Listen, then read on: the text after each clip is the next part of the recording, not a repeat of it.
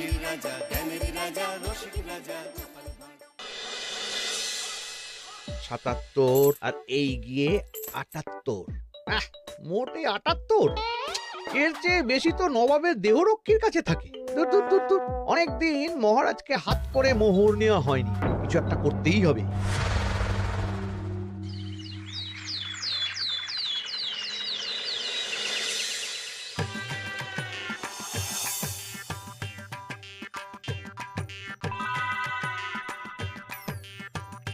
কই গো, কিছু কি ঠিক করলে? রাজকুমারের জন্মদিনে কি উপহার দেবে? হ্যাঁ গো, পেয়েছি, এই দেখো। উমা, এই যে তোমার ছোটবেলা সোনার আংটিখানা। হ্যাঁ গিন্নি, ঠিক ধরেছ। যেটুকু যা গয়না ছিল সবই তো দেওয়া হয়ে গেছে, নহে বিক্রি হয়েছে। আর তো কাউকে কিছু দেওয়ার নেই, তাই ভাবলাম এটাই উপহারে দিই। সে ভালো ভেবেছো। বেশ, আসি তাহলে, ওদিকে সবার দেরি হয়ে যাচ্ছে গিন্নি।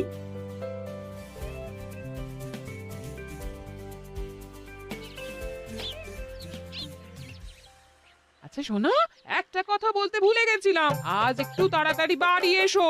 শাড়িওয়ালাকে আসতে বলেছি দুপুরে। আবার শাড়িওয়ালা কেন? আরে তুমি ভুলে গেলে, সামনে আমার বোনদির বিয়ে, তার জন্য নতুন শাড়ি লাগবে না গো। একমাত্র বড় মাসির মেয়ে বলে কথা। বুঝলাম, তো ওই একটা শাড়ির জন্য আবার আমাকে থাকতে হবে? 3টে শাড়ি উপহারের পাশাপাশি আমারও একটা শাড়ি চাই। হ্যাঁ আচ্ছা, তুমি নতুন শাড়ি নিয়ে কি করবে বলো তো? বিয়েটা তো তোমার বংশীর। বলি, সারাটা জীবন তো এই এক কাপড়ই কাটিয়ে দিলাম, কি দিয়েছো তুমি আমায়? কেন, এই নিজেকে? আমার মতো স্বামী আর কোথাও পাবে? ও সব মন ভোলানো কথায় আর চিড়ে ভিজবে না, তাড়াতাড়ি আসবে বলে দিলাম। হ্যাঁ অগত্যা।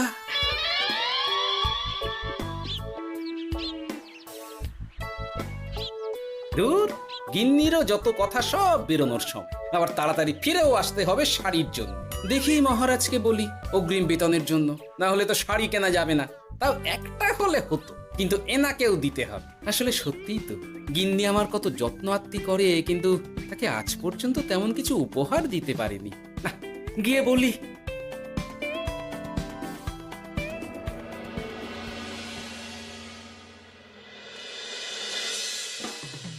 রাজকুমারের জন্মদিন উপলক্ষে যে আপনারা এত উপহার এনেছেন তার জন্য অনেক ধন্যবাদ।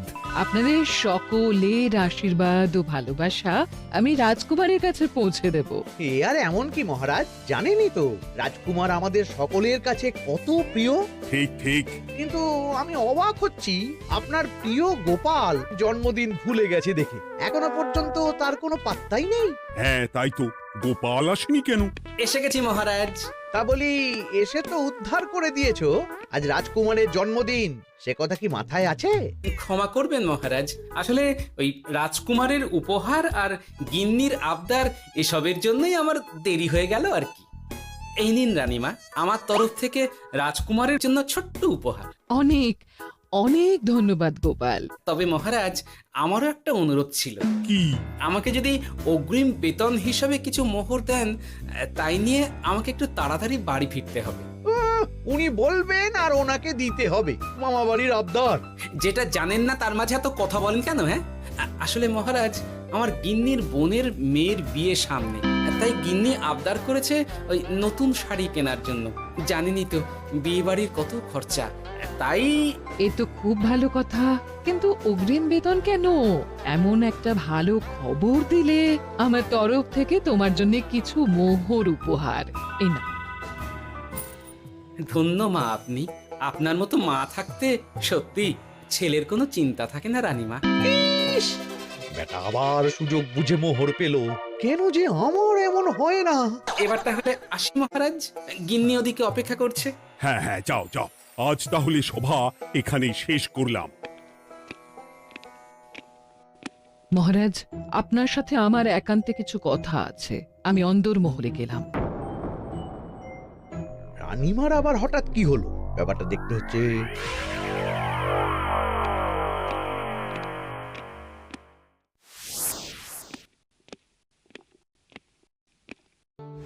আজ আমি বুঝতে পারছি আপনি আমাকে একদম ভালোবাসেন না মহারাজ। ও কি কথা বলছো রানী? একদম ঠিক বলছি। নিজের গিন্নির আবদার মেটানোর জন্য গোপাল কত ভাবে, নতুন শাড়ি কিনে দেওয়ার জন্য অগ্রিম বেতন অব্দি চাইলো, আর আপনি? আমি তো রাজা, আমি কেন বেতন চাইবো? সেটাই তো, রাজা হয়েও আপনি কখনো এমন কিচ্ছু করেননি, কিচ্ছু না। আহা, রাগ করে না। আমি তোমাকে সব থেকে সুন্দর শাড়ি উপহার দেব, একেবারে সোনার সুতোর কাজ করা মুক্ত বসানো শাড়ি। এমন শাড়ি কেউ কখনো দেখেনি। ও মা, সত্যি? আচ্ছা, এই ব্যাপার। গোপালের কথা শুনে এবার মহারাজ ও রানীমাকে উপহার দেবে? ধুর, আমারই ভাগ্যটা খারাপ।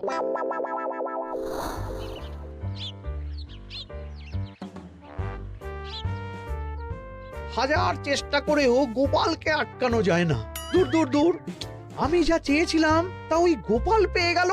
ও কি গো, তুমি কার সাথে কথা বলছো? দুর্ভাগ্যর সাথে।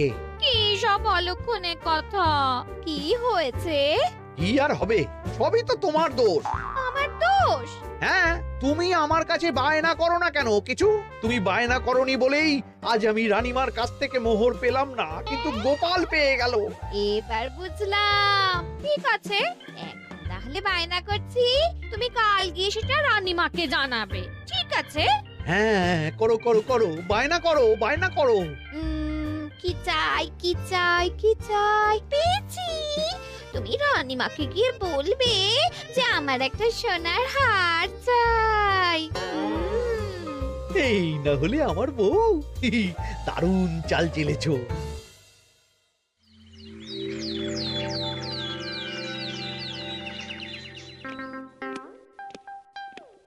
কি গো মন্ত্রী, আজ যে তুমি দেরি করলে বড়।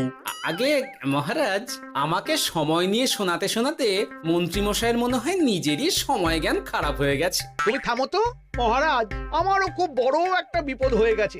একমাত্র রানীমাই আমাকে বাঁচাতে পারবেন। আমাকে একটু ওনার সাথে দেখা করার অনুমতি দিন মহারাজ। কিন্তু তোমাদের রানীমা তো এখানে নেই।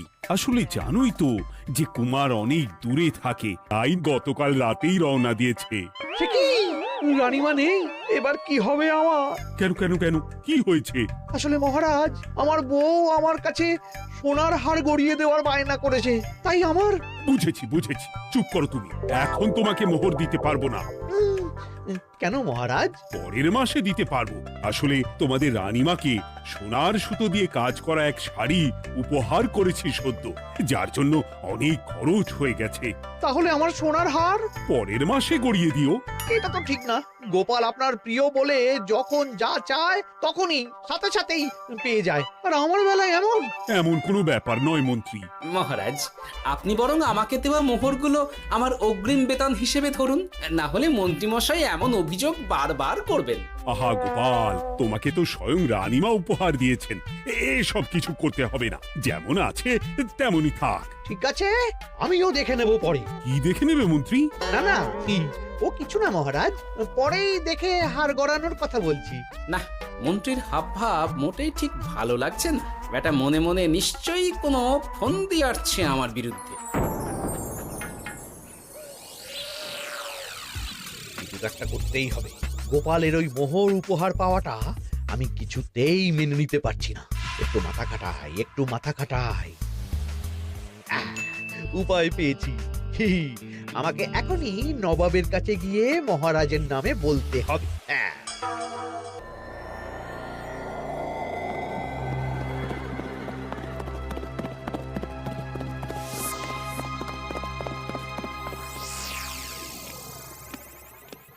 প্রণাম নবাব বাহাদুর। আরে এ যে কৃষ্ণনগরের রাজা কৃষ্ণচন্দ্রের মন্ত্রী, তো হঠাৎ এখানেই কেন? আমি নবাব বাহাদুরকে আন্তরিক ধন্যবাদ জানাতে এসেছি। কিসের জন্য? এই যে আমরা খুব খুশি রাজা কৃষ্ণচন্দ্রের মতো একজন শক্তিশালী রাজা পেয়ে। শুধু সামরিক বলেই নয়, আর্থিক, সামাজিক, রাজনৈতিক সব দিক থেকে। আর এটা সম্ভব হয়েছে আপনার মতো একজন নবাবের মহারাজের ওপর কৃপা দৃষ্টির জন্য। বলতেটা কি চাইছো তুমি?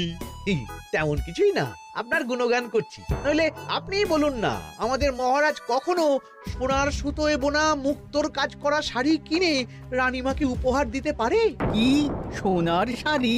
হ্যাঁ, এমন দামি শাড়ি যা হয়তো নবাবের কাছেও নেই। ঠিক আছে ঠিক আছে, তুমি এখন আসতে পারো। আর শোনো, আমি তোমাদের রাজ্য পরিদর্শনের জন্য লোক পাঠাবো।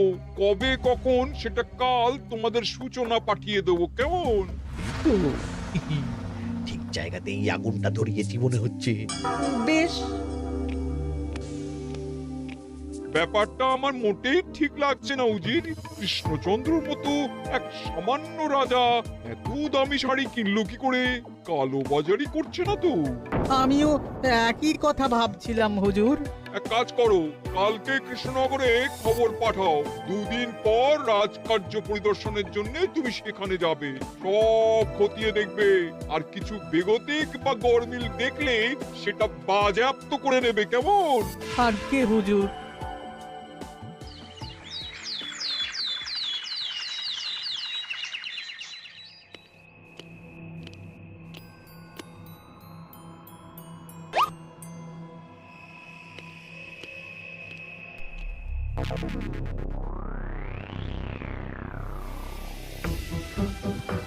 কি হয়েছে মহারাজ? কার চিঠি?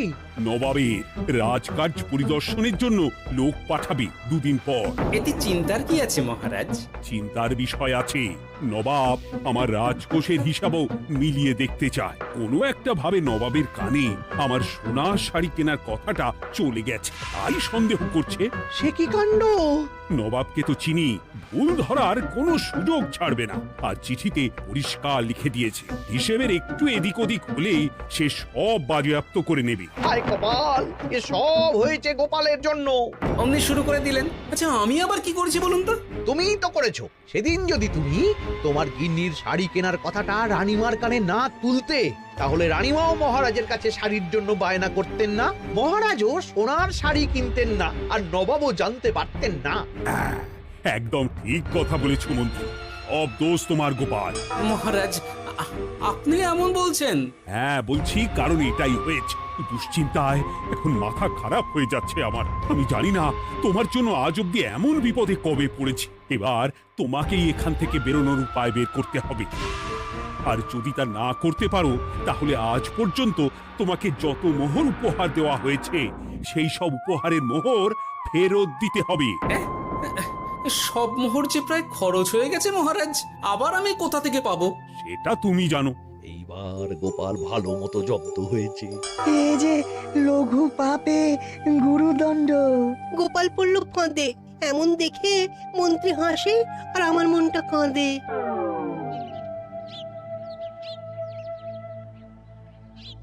এখানে বসে কি করছো গো গিন্নি? এসে পড়েছ? ওমা, তোমার মুখটা এমন শুকনো দেখাচ্ছে কেন? আর বলো না, এই হিসেবের ঠেলায় সবকিছু বেহিসাবি হয়ে যাচ্ছে একেবারে। আচ্ছা, তুমি কি করছিলে ওই রসিদগুলো নিয়ে? দেখে হিসেব করছিলাম এই মাসে অনেক খরচ হয়েছে কিনা, সেই বুঝে পরের দিনগুলো চালাতে হবে গো। কি বললে? রসিদ দেখে হিসেব কষা? রি, এটা তোমার মাথাতেই আসেনি। ধন্যবাদ গিন্নি, আরো একবার তোমার জন্য এই যাত্রায় আমি বেঁচে যাব মনে হচ্ছে। বেঁচে যাবে কেন? কি হয়েছে? আচ্ছা, আমাকে আবার একটু রাজপ্রাসাদে যেতে হবে। আমি এলাম গিন্নি। কি যে বলে লোকটা, কিছুই বুঝতে পারি না।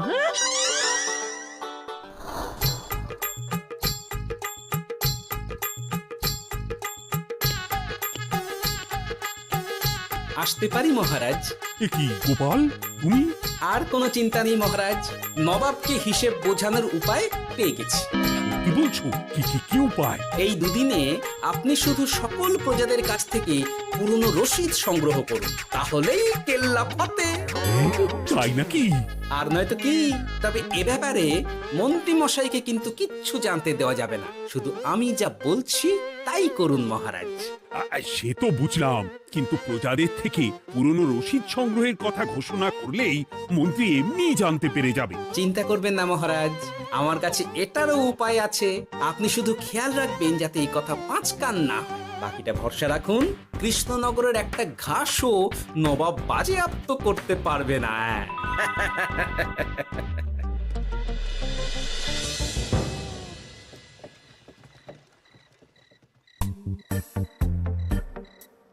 গোপাল দাদু আমরা সব চলে এসেছি।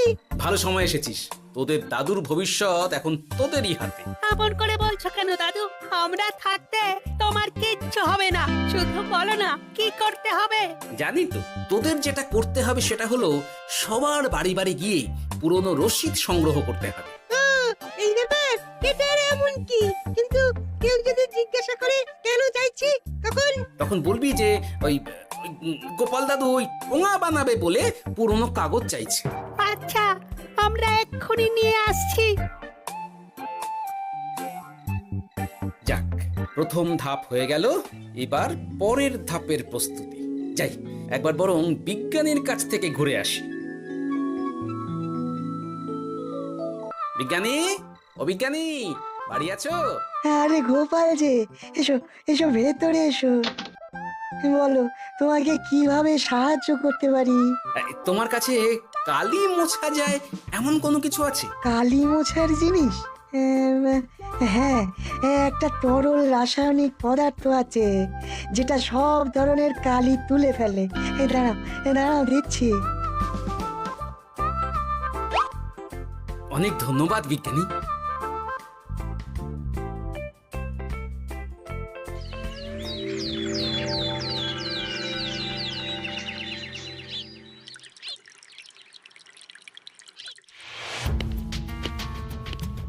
আসুন আসুন, আপনার জন্যই তো অপেক্ষা করছিলাম। তাই নাকি? এতটা পথ উনি এসেছেন, আগে ওনার জন্য শরবত ও মিষ্টির ব্যবস্থা করি। এই যে মহারাজ, আমি জল মিষ্টির ব্যবস্থা করে এনেছি, এটাও সাথে নিন। এটা কি? কেন, হিসেব ভোলা ময়রা পাঠিয়েছে এই মিষ্টি ও শরবতের দাম। এর মধ্যে এই কাজের সাথে যুক্ত ভোলা ময়রা আর তার পরিচারকের পারিশ্রমিকও যুক্ত আছে। হ্যাঁ, আসলে আমাদের মহারাজ তো প্রতিদিনের খরচ খুব হিসেব করে চলেন, তাই। ও, আমি একটু বসবো? নিশ্চয়ই, ওই তো ওদিকে বসার জায়গা। আপনি কি হাওয়া খাবেন উজির সাহেব? তাহলে রশিদে ওটাও যুক্ত করব। মশকরা হচ্ছে? আহা, রেগে যাচ্ছেন কেন? আপনার সাথে মশকরা করার মতো স্পর্ধা আমার নেই উজির সাহেব। আসলে মাসের শেষ তো, তাই একটু বেশি হিসেবে চলতে হচ্ছে আর কি। আমাকে হিসেব দেখাচ্ছ? আর রাজা কৃষ্ণচন্দ্র যে সোনার সুতোয় বোনা শাড়ি কিনতে পারলো, সেটার হিসেব কোথায়? একটা সামান্য রাজা এত অর্থ পায় কোথা থেকে? এ আবার কেমন কথা? মহারাজ যা কিনেছেন সেটা তো তার জমানো অর্থ দিয়েই কেনা। আমি বিপথে কোনো কাজ করি না। সেটা তো রাজকোষের হিসেব দেখলেই বোঝা যাবে। শুনে রাখো গোপাল, একটুও যদি হিসেব এদিক ওদিক দেখি না, তাহলে সব বাজেয়াপ্ত করে দেব। কোনো চালাকি নয়, কোনো চালাকি নয়। বেশ, তবে করুন হিসেব। আমাদের কাছে কিন্তু সব কিছু রসিদ আছে। কই গো, আনো সব, আনো আনো।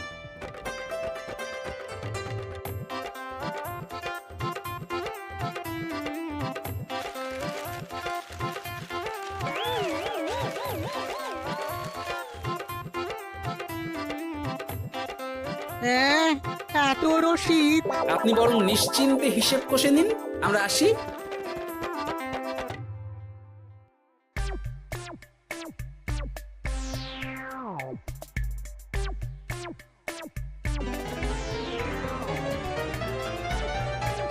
বাবারে, এত হিসেব কষে কষে তো মাথা ঝিমঝিম করছে, খিদেতেও পেট চুই চুই করছে। আপনার হিসেব কত দূর উজির সাহেব? আমাকে এখান থেকে নিয়ে চলো গোপাল, আমি আর পারছি না। ও কি, অঙ্ক কষে কষে তো আপনার সব শক্তি শেষ হয়ে গেছে দেখছি। আচ্ছা চলুন চলুন চলুন, কিছু মুখে দিয়ে দিন, তাহলেই শক্তি আসবে। তাই চলো।